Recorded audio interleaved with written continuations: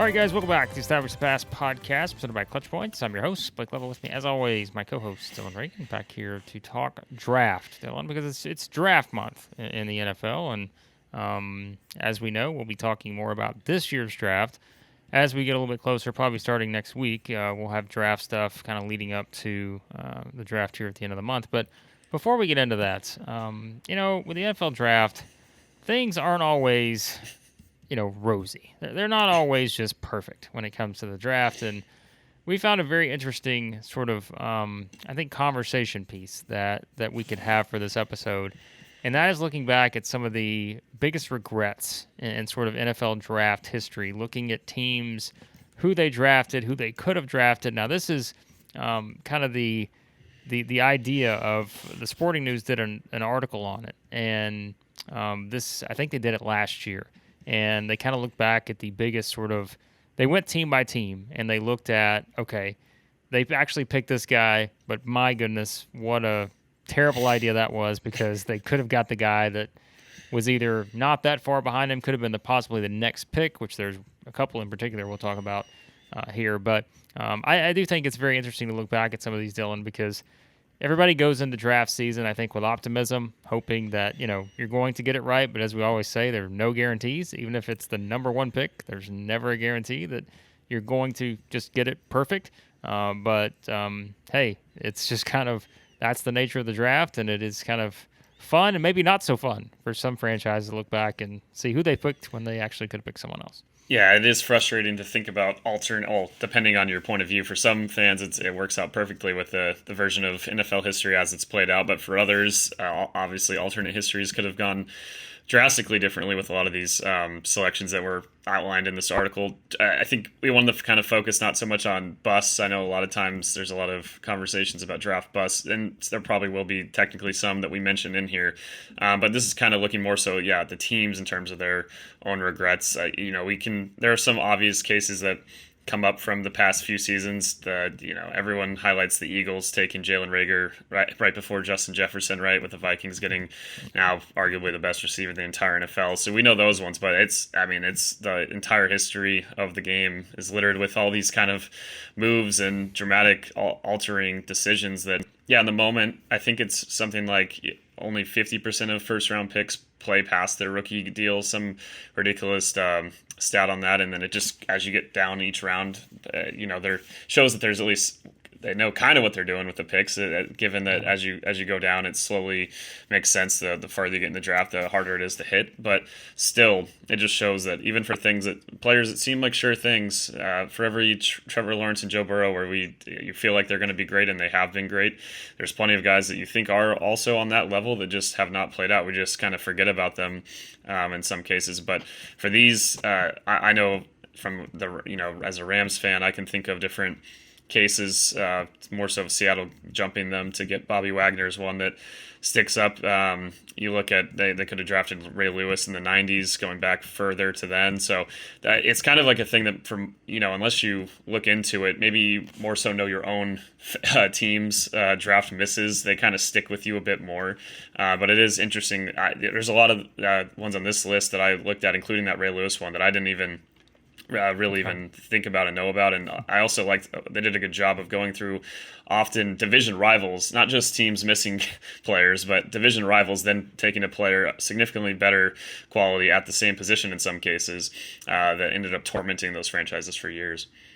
Yeah, there are a lot of those. I think you can obviously go back through and there's just so many. And when we go through this list, I told you we were both kind of skimming this list before we started recording, and I said, "Oh yeah, I forgot about that one," and that one in particular, the one that kind of caught my eye. And there are more we'll discuss from this, but of course you don't have to go back that far, but you do go back to 2011 when the Jacksonville Jaguars, our brand, the AFC South here, on the clock, needed a quarterback.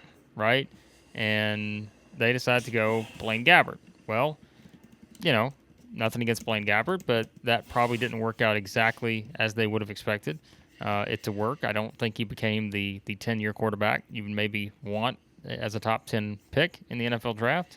But, of course, still we know who went right behind him.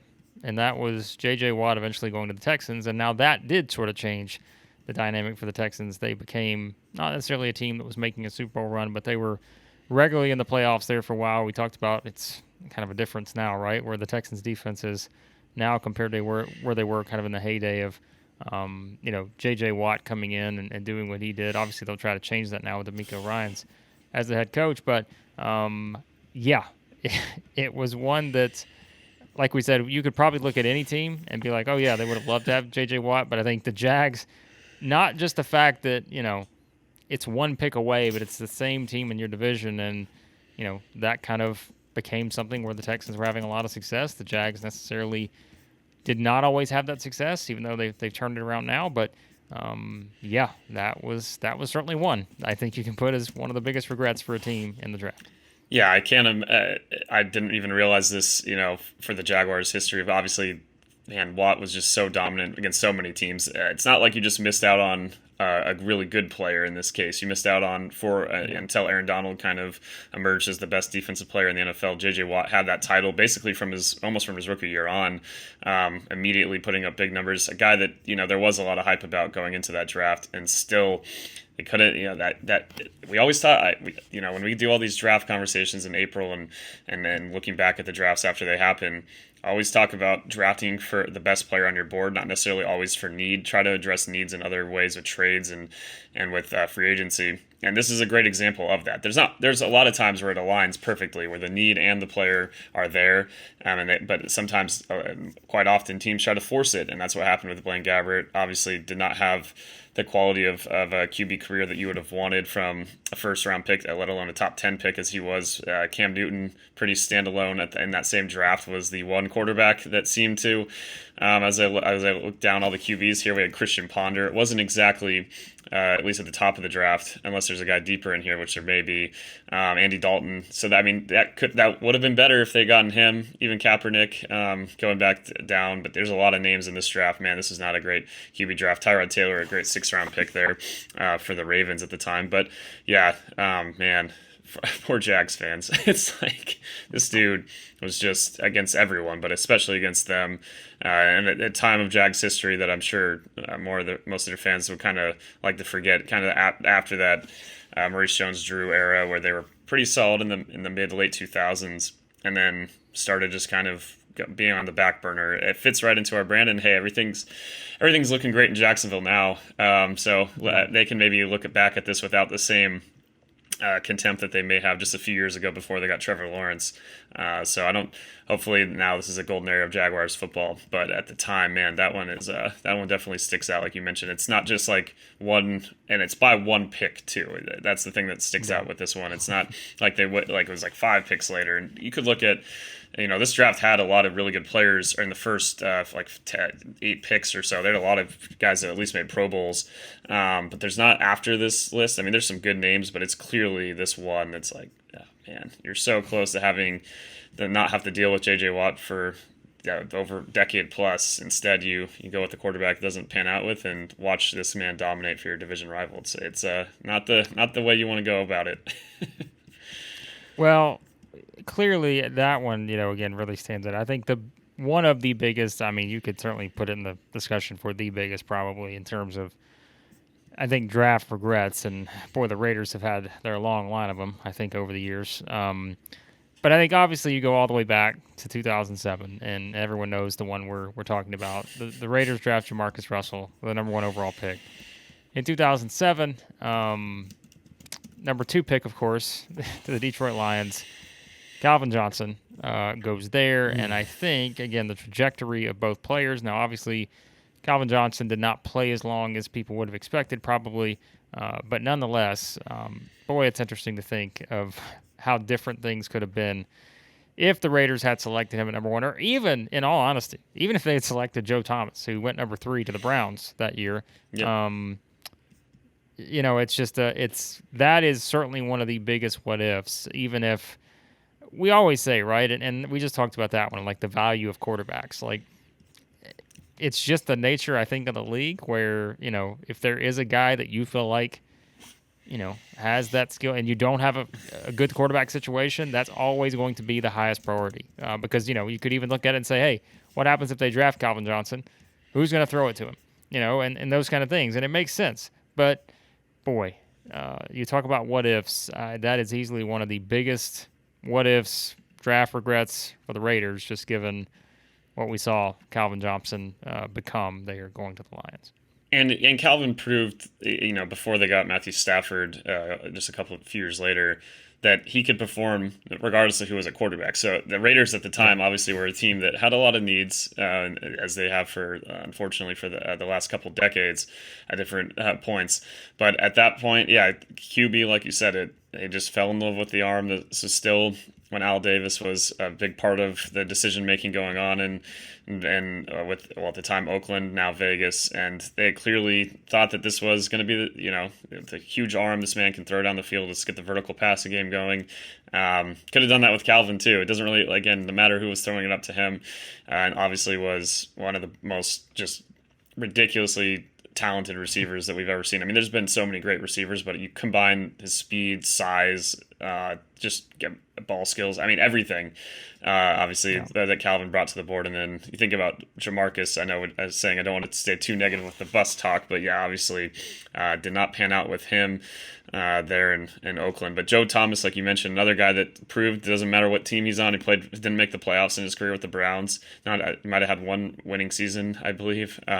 And obviously is a Hall of Famer now. So you had a few guys, Revis down in this draft, looking down the list, a couple of running backs that you wouldn't mind having that could have succeeded with any offensive line, Adrian Peterson and Marshawn Lynch.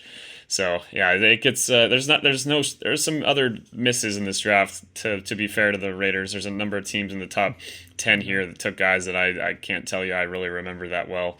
The Buccaneers and Cardinals in particular at 4 and 5, but that one Raider fans know. Unfortunately, that's kind of been a theme lately. You're hoping that now that the new regime can turn things around, but man, JaMarcus Russell, don't say that name around Raider fans. It will not bring up that fun of a conversation.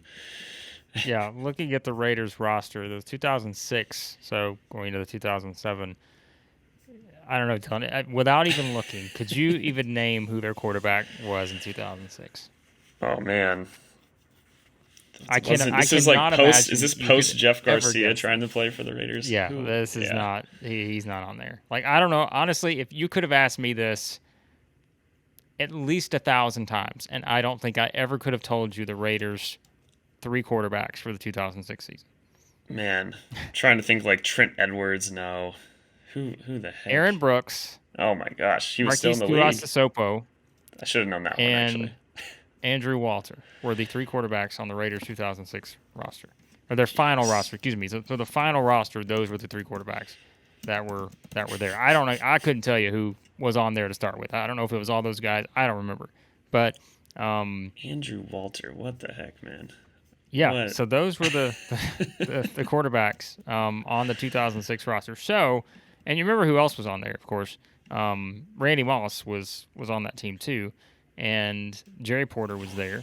That was part of their wide receiver group. But so what an interesting dynamic that was. Of course, that was Art Shell was still the coach then. They hired Lane Kiffin, 2007. So Kiffin was the coach when they drafted JaMarcus Russell. So, boy, what an interesting dynamic that was for the Oakland, now Las Vegas Raiders. I almost forgot about Kiffin being there. Now I'm having flashbacks of watching the press conference of Al Davis talking about firing him and like the whole decision making, and it was even for 2007 or 2008, whenever that happened, it was cringe before cringe was a word that people were using. Yes, very interesting to say the least. What other ones stand out to you? I'm looking down this list here. I mean, there's a lot of different ones. But I mean, like there's quite a few we could point to. What others do you see that kind of stand out? The one that wasn't too surprising to me that is listed for a few teams was Dan Marino. There's obviously an entire 30 for 30s about the 1983 draft and all the great players that were in there. Obviously, both Elway and Marino being the kind of the cornerstones, but the Steelers obviously missing out on, I think, you look at division rivals like the Jets and Patriots that take quarterbacks that I believe the Jets quarterback actually had a decent career. Is it Ken Anderson, I believe, against Marino, despite the fact that he didn't have the same kind of performance and obviously one of the best quarterbacks of all time. But I think the Steelers kind of stick out the most because he's from Pittsburgh. They didn't really have, Gabe Rivera ends up obviously tragically getting in a drunk driving accident that paralyzed him. That was also outlined in that same 30 for 30. But yeah, he still could have been a great defensive tackle for them, but nonetheless, it's a homegrown guy. You needed, it was like right at that, post the 4 Super Bowls, you're not at that point still too far off. And even though the Steelers didn't win another Super Bowl until the mid 2000s, they had a lot of great teams in that era and into the early 90s that you imagined what Marino could have done with some defenses that they had there. Obviously, him and Don Shula together were a magic combo, but nonetheless, for Steelers fans, I'm sure that's one that bites at them. The same kind of thing with the hometown kid that grew up rooting for that team, Tom Brady, obviously at the 49ers. I know that every team, again, could have drafted Tom Brady, but I think the Niners are the one that obviously sticks out the most in terms of missing out on him. But after that, there's some ones that, ones I didn't really know about. For example, they have a here for the Giants. Them taking Ron Dane haunted me as a UCLA fan as a kid with some Rose Bowl performances for Wisconsin against UCLA. But Shaun Alexander was the guy that they missed out just a few picks later at the same position. Obviously, Tiki Barber ends up having a great career for the Giants in the same kind of era. So I wouldn't say they missed it too much. But still, imagine a Shaun Alexander, Tiki Barber combo for the Giants. And, they came close to winning some Super Bowls in the pre-Eli Manning era. Came up short with some playoff performances and obviously losing, getting blown out. I don't think any team would have beaten the Ravens that year anyway. So, but yeah, it's interesting kind of looking at a number of these. Another one I didn't know about, Charles Woodson with the Chargers. I didn't, I know that Ryan Leaf, now that I think about it, I know that Charles Woodson's in the same draft as Peyton Manning, right? They're going neck and neck for the Heisman Trophy, and then that one, very well documented.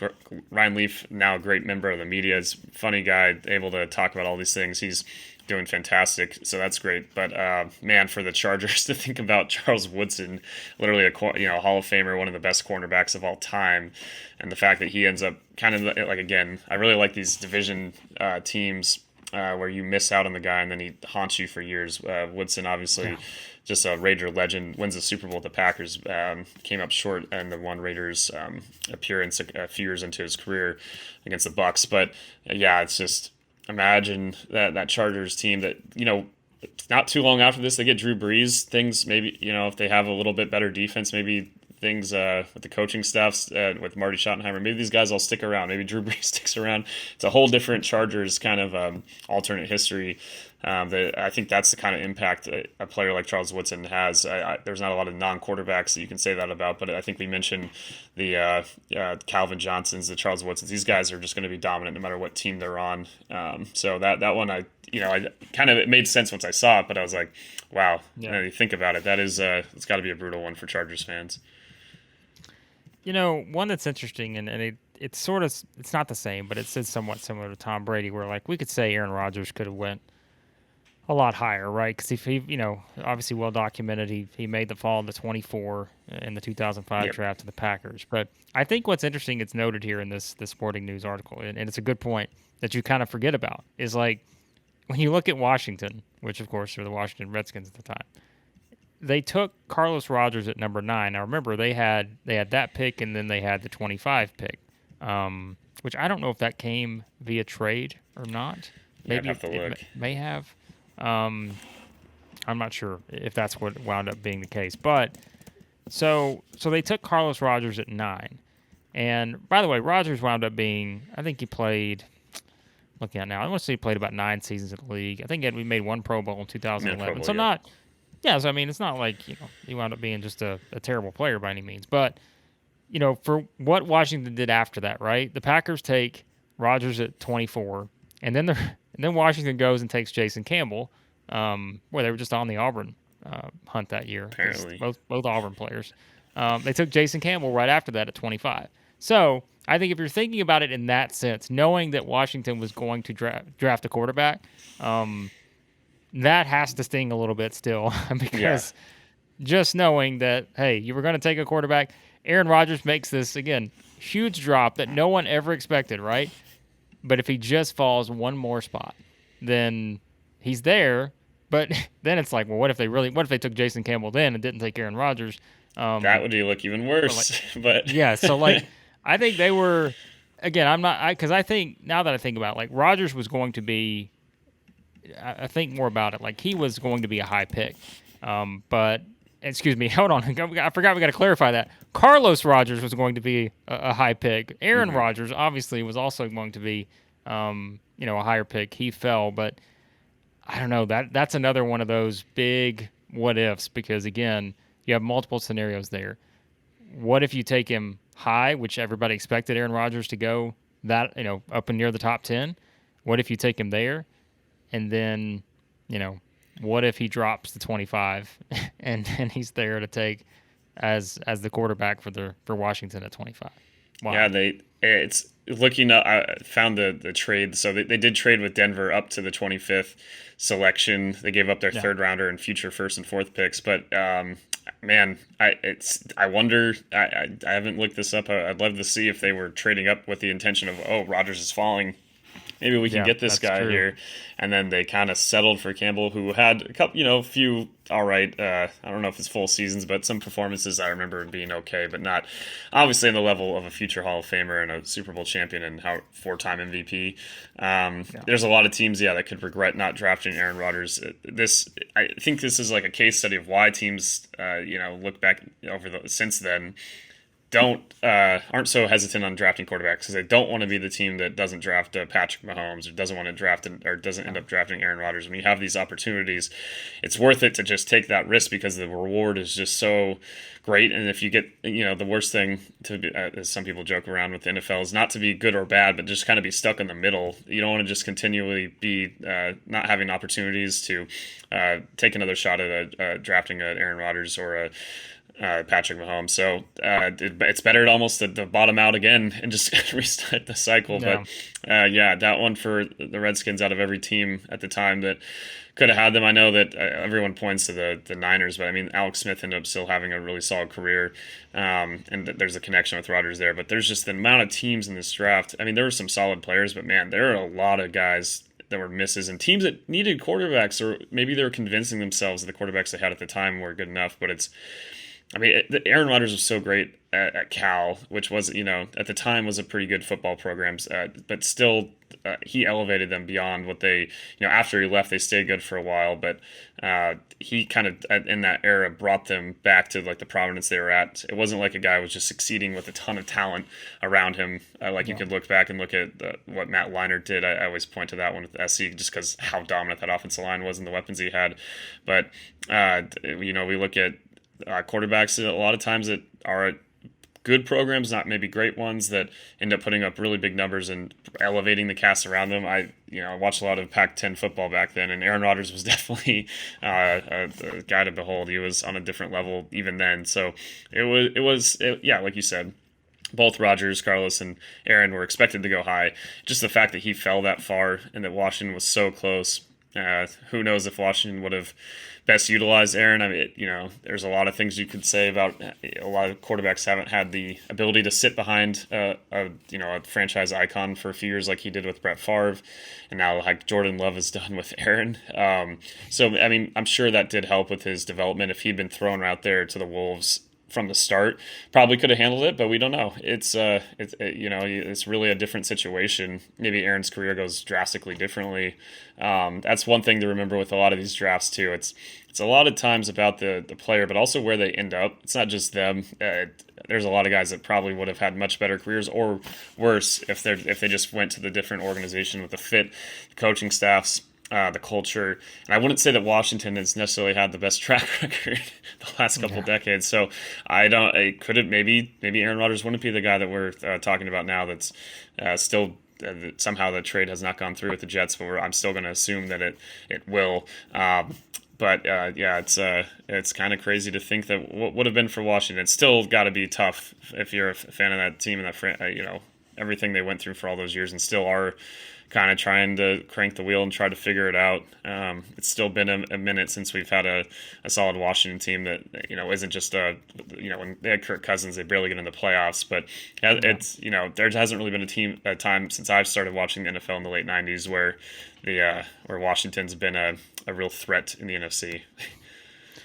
One other one here that stands out, and I think this one's a little more debatable to me, because the Texans, we talked about them with getting it right with J.J. Watt, and obviously, as we said, you're banking on what you have in front of you and just hoping that a guy turns out the way J.J. Watt did.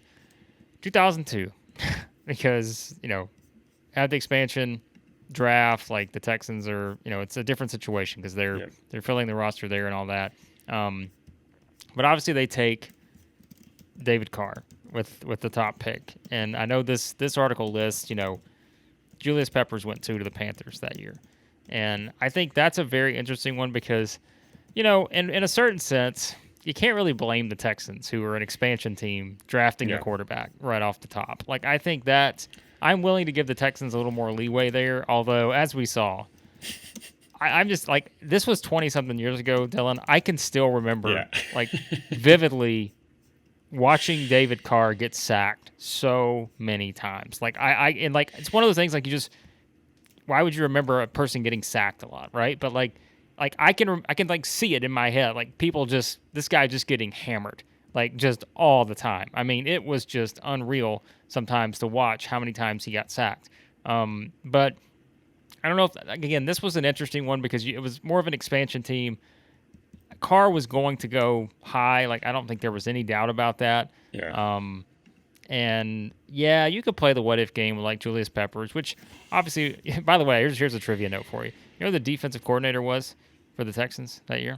Oh boy. No, I'm trying to think. He's the current defensive coordinator now in the NFL. It's not Fangio. He was. It is. Else. Oh, it is. Oh my gosh. Yes. He really is like every situation when I think about it. He's been everywhere. It's crazy. Yeah.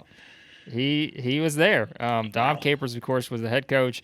Vic Fangio was the defensive coordinator.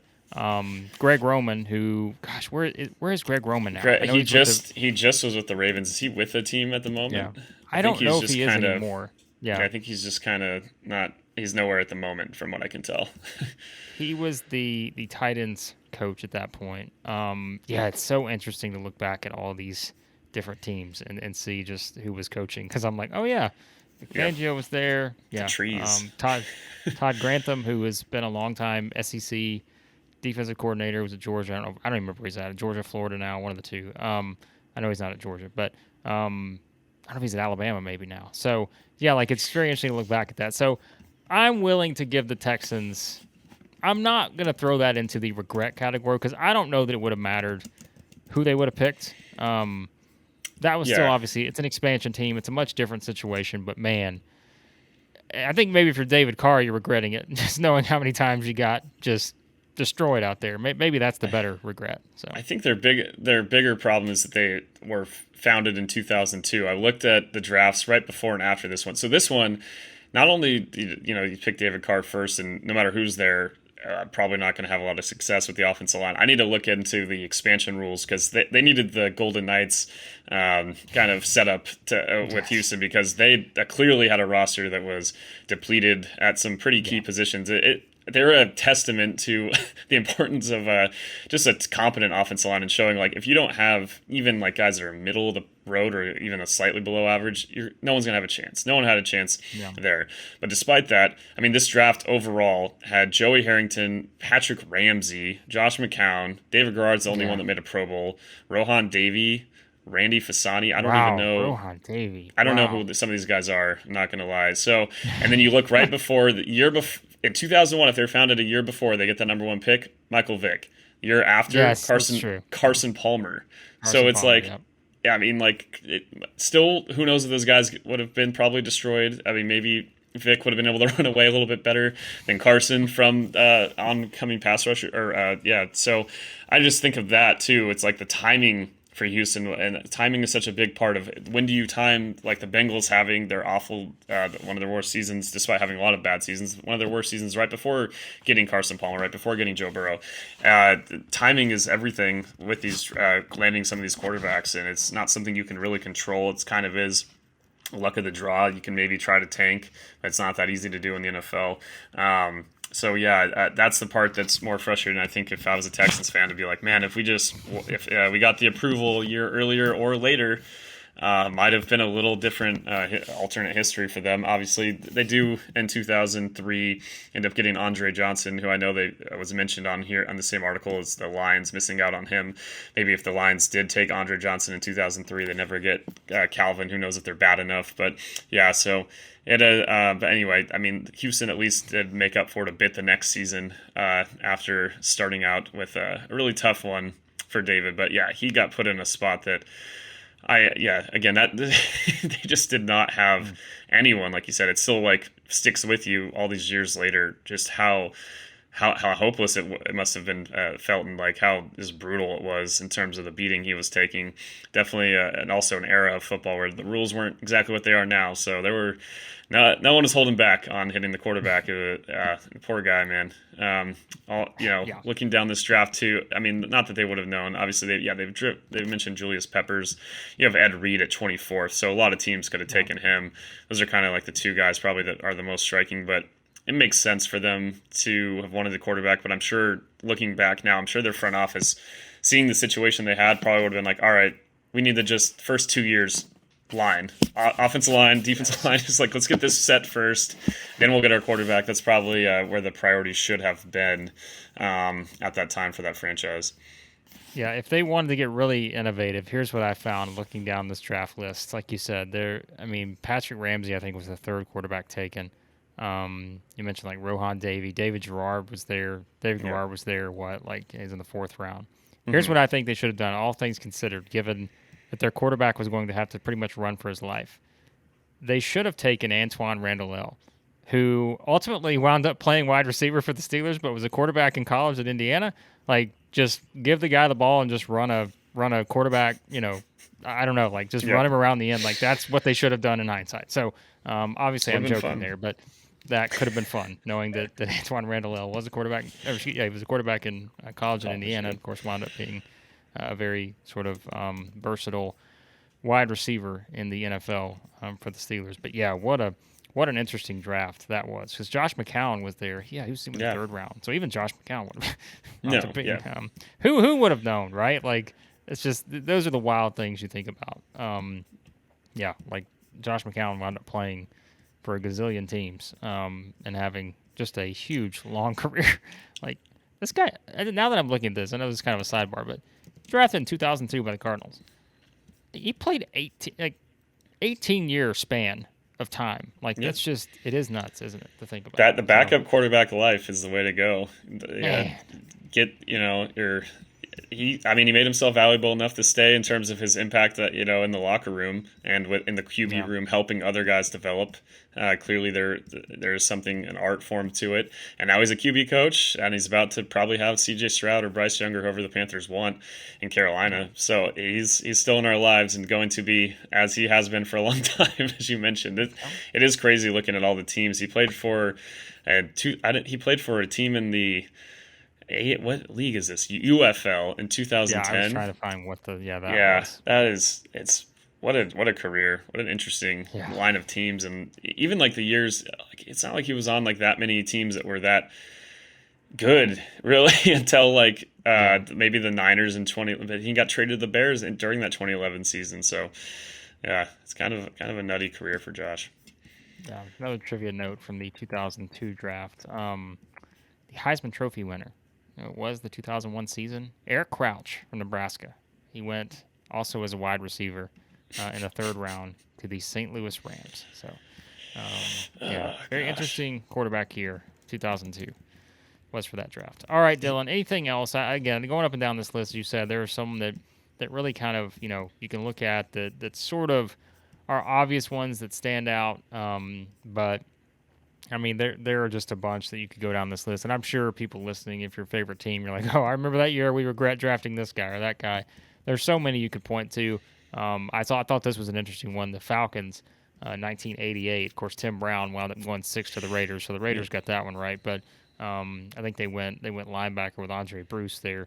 That was the number one overall pick in 1988. But yeah, I mean, again, that's 5 spots difference, but there are a lot of players like that you can look at, and just an interesting group. Yeah. Yeah, ones that didn't. I don't think they listed here, but I mentioned it from the beginning. Like with the Bears with Mahomes, that one's always going to stick even more so than the other teams. The fact they trade up, get Trubisky, and then watch Pat, and even what Deshaun Watson was able to do for a while, and we'll see how he does in Cleveland this year. But just a really bad. That's still so fresh for Bears fans. They're so aware of it, but obviously they're happy with Fields now. We'll see how that keeps panning out. I think one going back to that 2002 draft, I just mentioned him a second ago. This is one when I first opened this that I looked at was the Browns had taken William Green, a running back in 2002. They're only a few years themselves coming back as a expansion team, and then their old franchise that had moved and become the Ravens drafts Ed Reed, and obviously becomes,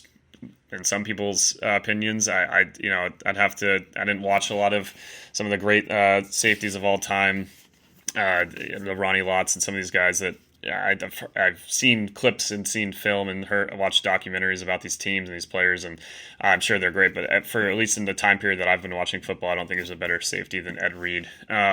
So I mean, the fact that the Browns, this is.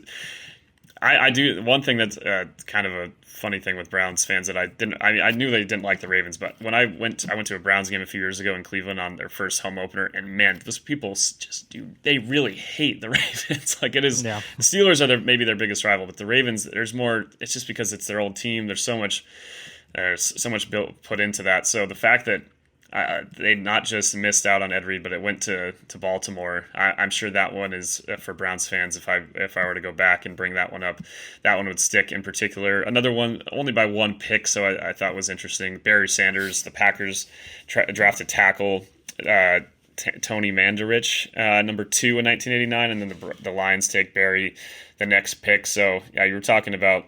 I mean, the Packers are square right between. Yeah, it looks like number 1 was that year was Troy Aikman. So you have Barry Sanders, or you have not too much later Derek Thomas, Deion Sanders. So this is a draft filled with all-time names, and the Packers end up missing out on all of them and having Barry just run around them. Obviously, a career that didn't last as long as a lot of fans would have hoped. Glad Barry's doing great now, and probably it is a tough game, especially at that position. And Barry, not the biggest dude, but man, for before the Packers got Favre, there was a time period in that era where there a lot of downtime for Green Bay. That now we're going to we're about to have our first season. It looks like without Favre or Rodgers as a starter, and since the early '90s. So. Kind of nuts, but those are kind of two division. Again, I like the ones definitely where it's division rivals, just missing on players that end up haunting them for a long time. I mentioned Ray Lewis early on. That one with the Rams, they missed him by 20 picks, so it's not a lot of teams could have taken Ray Lewis. He went 26th overall, but it's the fact they took a linebacker and Lawrence Phillips at number 6 over him. So it's the fact that it's the same position.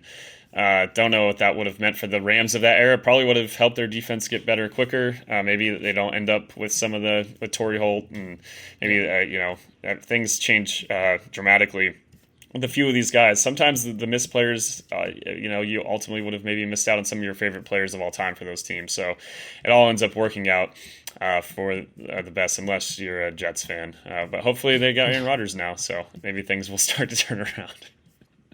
Yeah, one final one I'll mention from this sporting news list. Of course, staying with the AFC South team, which this was not the case in 1996, but Eddie George went to the Oilers back in '96, and the Panthers had the number 8 pick there. It took Tim Biakabatuka from Michigan. So the Michigan-Ohio State rivalry, he only wound up playing, I think, 5 seasons in the NFL. Of course, Eddie George, we know, went on to become what he became. So that is one that maybe the Panthers look back on and wonder what might have been. But the Panthers turned out okay because they turned out okay, I think, in terms of they weren't that far off. They did make the NFC title game that year somehow. I was going to say, I think Dom, they your turned boy out. Dom as the head coach. Yeah, they turned out all right. So I can't say that they should be, because they were in the weren't in the Super Bowl that far after '96, right? So It's 2003, yeah. So sometime it's we not got a had some ton, decent but running backs. Deshaun Foster. I'm trying to think if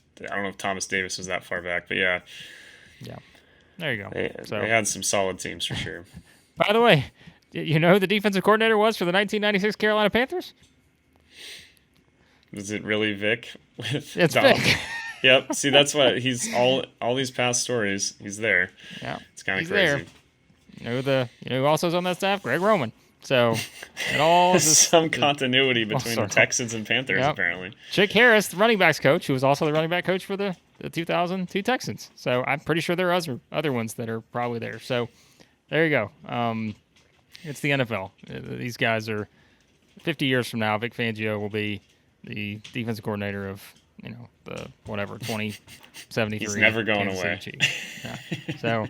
Anyways, all right. Well, there was kind of a trip down memory lane looking at some of these past ones. Again, I know if you're a fan of a certain team, you look back and say, "Oh yeah, I remember that one." Boy, we regret that pick.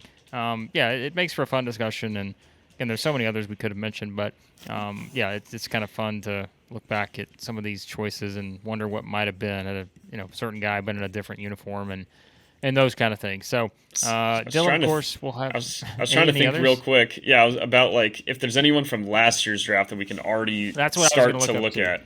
I was like, are there anyone that like we're already like immediately kind of know? Right, like we knew immediately with Justin Jefferson, for example, and I can think of that one, but I don't know. Like Derek Stingley could work out great with the Texans, but not taking Sauce, and given that he's already like a top 3 corner maybe in the entire NFL. I think that one could kind of stick out for me from the initial look at this list. I mean, let me see. I think there's a couple. Let me pull this one. I want to make sure I've got my stats right. Let's see. Yeah, I guess there's not really. I mean, really, aside from. No, I mean, I don't really know. Like Kenneth Walker, yeah, like he's an interesting one. But like, I don't know. Like he's drafted, second round. Right, Seahawks got him at 41. Yeah, I don't know if there's any just yet that just fully stand out because we were talking about guys like Sky Moore and ones like that were like, oh, they could like immediately, but like that never really came to be just yet. But like, yeah, so like I think that's probably. Yeah, so we're not. I don't know if we're fully there. I'm looking down this list because like everything runs together, right? So it's now look if Desmond Ridder all of a sudden becomes a breakout star this season, maybe you put him in the mix as a third round pick. But unless I'm just forgetting somebody, I don't see anyone unless you do. So. Yeah, I don't like. It's not. There isn't a Jalen Reagor, Justin Jefferson comparison by my accounts yet. I mean, if Aiden Hutchinson really keeps taking off, and Trayvon Walker actually looked pretty good at down the stretch for the Jags, but maybe not a number 1 overall pick. But that is one that maybe in 5 years we look back and it looks like they could have made the wrong decision there. I think the Sauce one is the one right now, I guess, that sticks out the most because he's just so dominant. And Stingley could be really good. We just don't know yet. In the receiving group, they're all been solid. And, Jameson Williams was obviously hurt. I don't know if there's been like a clear like all 4 of the guys that went in the top 12 between London, Wilson, Olave, and Williams have all been solid and look like they're going to be great. So there hasn't been like the one that was clearly like, oh, there was like 2-3 really good receivers, and then one team did take the kind of bust kind of guy in the middle. So yeah, it's maybe still a little bit early in this draft. We'll find out if some kind of pop up over time. But yeah, no immediate ones outside of Sauce. I think and it still might end up working out fine for Houston. I do think we'll look back at this draft, and we knew this going in, but I think this wide receiver group will wind up being pretty special in terms of what they achieved. Because right, you can even go down. Burks was hurt with the Titans, but like I think he's going to wind up being. And we saw when he was on the field. I mean, he did some pretty impressive things. Christian Watson, obviously. I mean, Romeo Doubs was in there, and again, I know that's the Aaron Rodgers effect, but I still think those are really talented players. So what about Brock Purdy? Yeah, I mean, look, that's what happens. George Pickens, another wide receiver, right? Like I think he's.